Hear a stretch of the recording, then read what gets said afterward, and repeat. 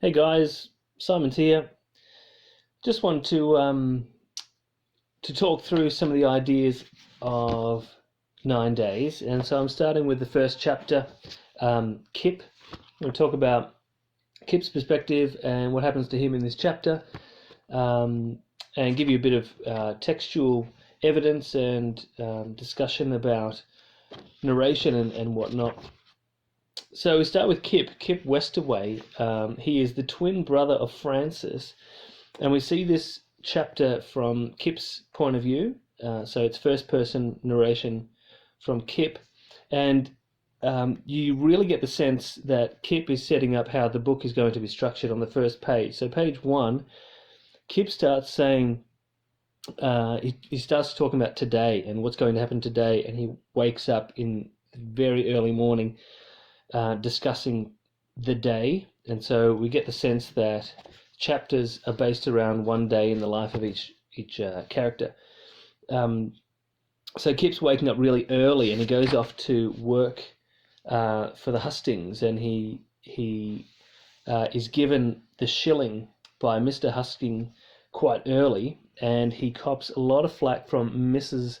Husting, who doesn't like him at all. And Kip is often compared to his brother Francis throughout.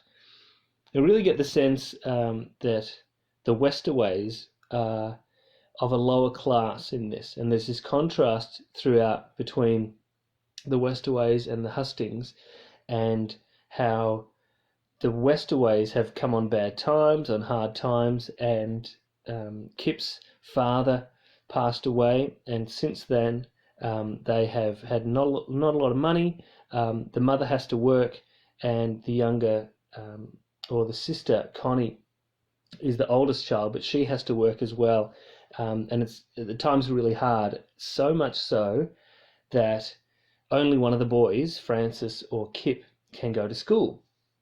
And they're they're Catholics, and so they go to a Catholic school, and then because they don't have enough money to pay for tuition, one of them has to stay at home and get a job, and that's Kip, because he doesn't apply himself, and he mucks around a bit. He's known as a layabout, but it's interesting that Kip, he takes note of that, and he almost rebels against it, the idea that Francis is more hardworking than him, and he claims that if Francis were just 7 minutes slower to turn up, then things might be different. They might be different for Kip, because Kip is the one who's a bit slower.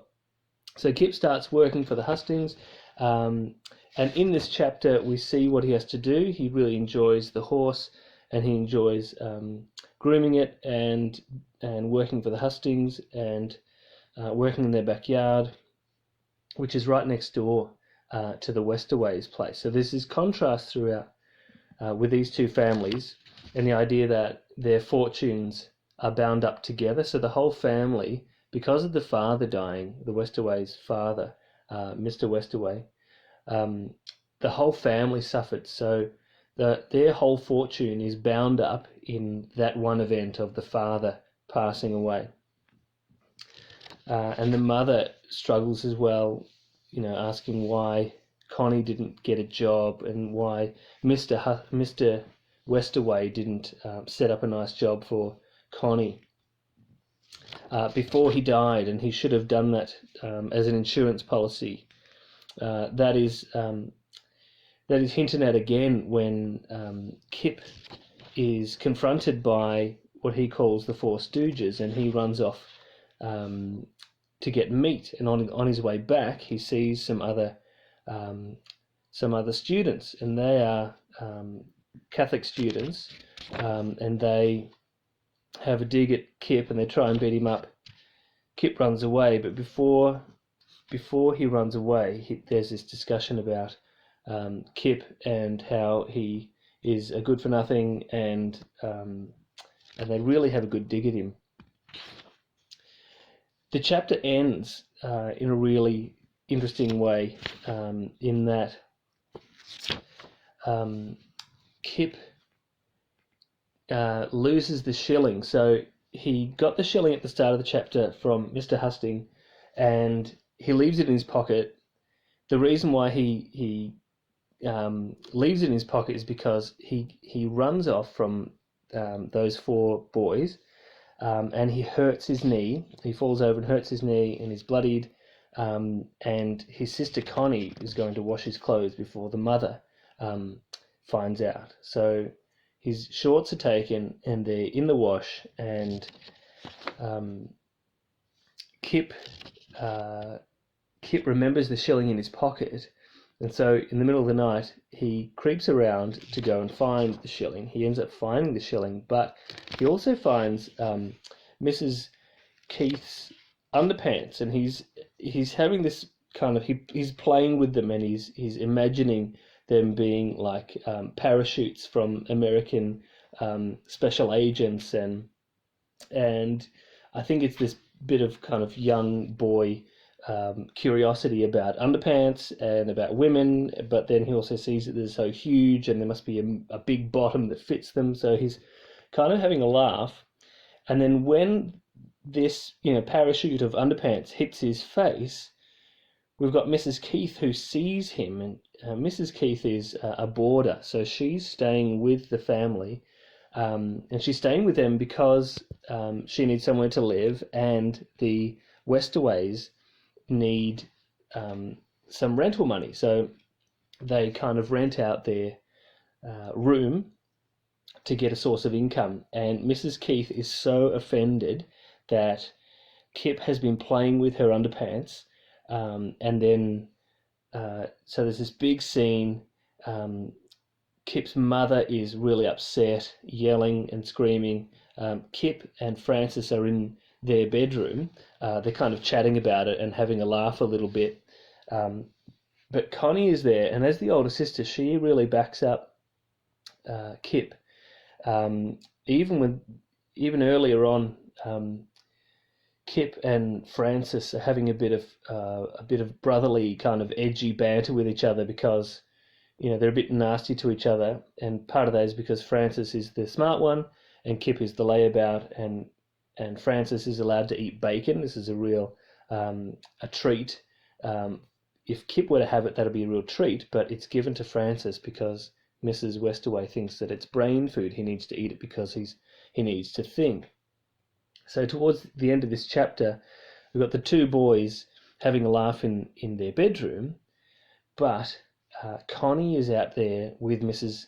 Keith and Mrs. Westaway, and Connie stands up for Kip, and she tells him on page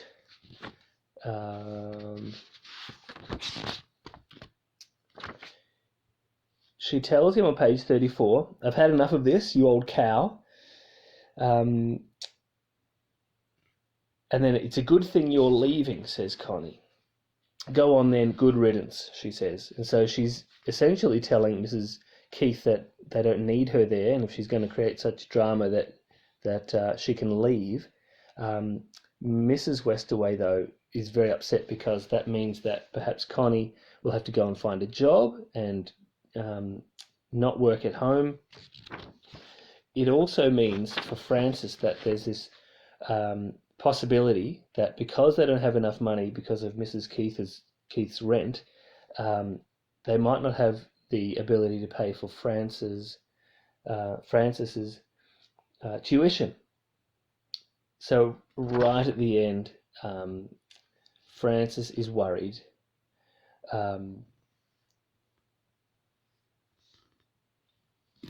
Frances is worried that he might not be out of school anymore because he wants to go and be a lawyer. So it's kind of the case where one brother has not shown his academic ability, so he doesn't get to go to school, and now Frances might pay the price for an outburst by Connie. Just a few other things in this chapter.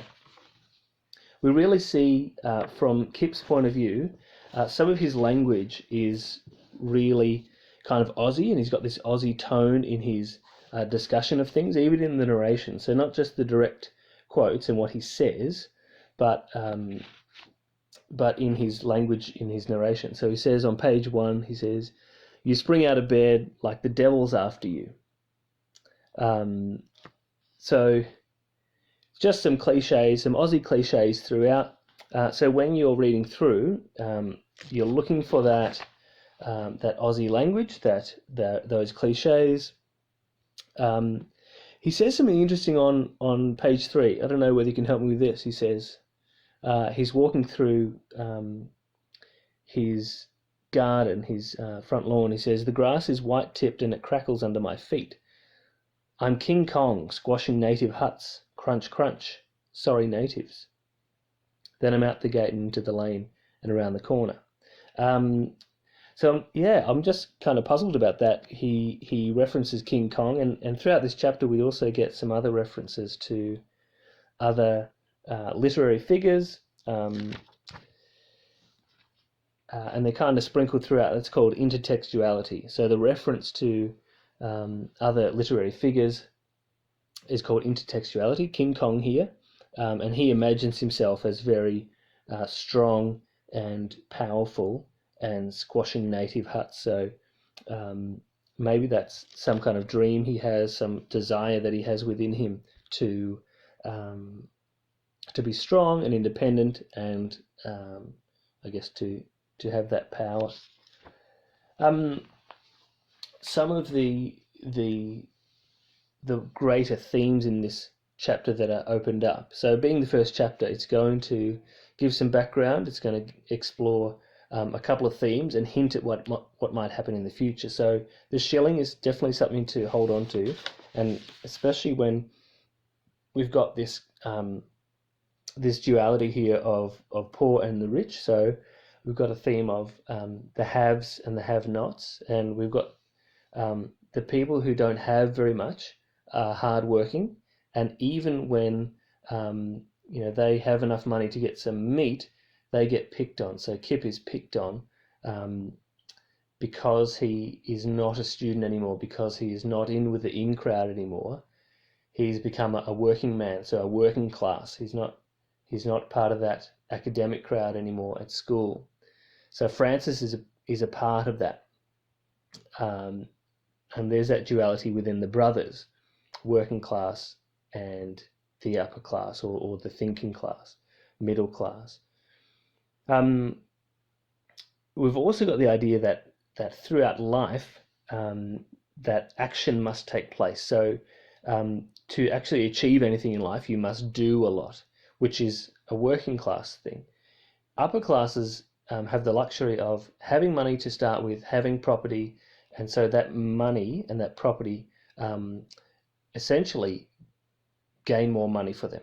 They can rent it out and they can invest in things. So they have money, which then it gives them the opportunity to create more money, whereas the working class don't. And we also have this perception of, at the time, things are very hard to come by, and possessions are very meaningful. So Kip doesn't have much at all. He doesn't even have his own room. So to have a shilling is actually a lot of money. It's actually an ability to have some power in his life. It's like that King Kong reference. And he dreams of taking out a girl, and he wants to take her to a place called the glaciary. The glaciary, so which is the first mechanically frozen ice rink. The glaciarium, says on page 29. So he wants to take out Annabelle Crouch, and he's pretty stoked that if he had another shilling, he could take her out on a date. But at the moment, he's really struggling. So we get that idea that there's this love interest for Kip, and he goes on to really make a fool of himself by leaning on the wall, and then I think he misses his his footing, and he kind of slips over, making a bit of a goose of himself. And he remarks afterwards about how his brother is actually the real version of him. So he thinks that he is some kind of counterfeit, or he's not real. He's a twin, and he's not the good twin. And he says on page 31, about halfway down, he says, they're having this kind of mirror game where each of them, Francis and Kip, make faces. They pull faces at each other, and they try and mirror what the other one is doing. And they like that because that's what their father would do with them. It says, Dad would say, ha, and do it again, and scratch his head and say, buggered if I know which one's the mirror. But now I know. Francis is the real one, and I'm the comic book version, the one who shouldn't be allowed out by himself. So he just has that doubt within him that his brother Francis is the intelligent one. He's more skilled than him, and he's just made a bit of a goose of himself with Annabelle Crouch, and then he comes home and remembers his shilling, and then he tries to find his shilling, ends up making a bit of a goose of himself with the underpants on his face, and Mrs. Keith is yelling and screaming. So that just reinforces within him this feeling that he's not good enough, and he's not worthy. But then also at the end of the chapter there, Francis is worried that the family might not have the tuition money, and he might not be able to go to school as well. So that is kind of exploring this idea that the fortune of the whole family is shared with each other. So where one falls down and makes a mistake, that has repercussions for other people. And we'll see that through the rest of the book, that decisions are made, or circumstances arise, or things happen which has a large impact on generations. So immediate family, but also generations down the line. So that's all I want to say about Kip. But you can see that this chapter really opens up this light-hearted and fun way that Australians like to speak. Kip is a 14-year-old boy, and he's got this very kind of pronounced colloquial way of speaking. It's very funny in parts. But you can see there's this intertextuality happening throughout that Tony Jordan is trying to suggest other links to other things. So if you come upon a name in the chapter that you're not sure of, just Google it and then see who she's referring to. One example, just before I stop, one example on page 26 here. He is running away from the boys, and he says this, but I'm Jesse Owens, I'm Jack Titus, I'm Decima Norman, excepting I'm not a girl. So if you just read that and you just weren't sure what was being said and you moved on, you wouldn't pick up on the nuance there. But Jesse Owens was an American sprinter at the time. Jack Titus was a footy player. He played for Richmond. And Decima Norman is an Australian runner as well, and she's a girl. So there's those references to fast runners, and then there's immediate reference there to Nazi hordes later on that page. So that's all I have to say about Kip. I'll continue on with the next chapter, Stanzi.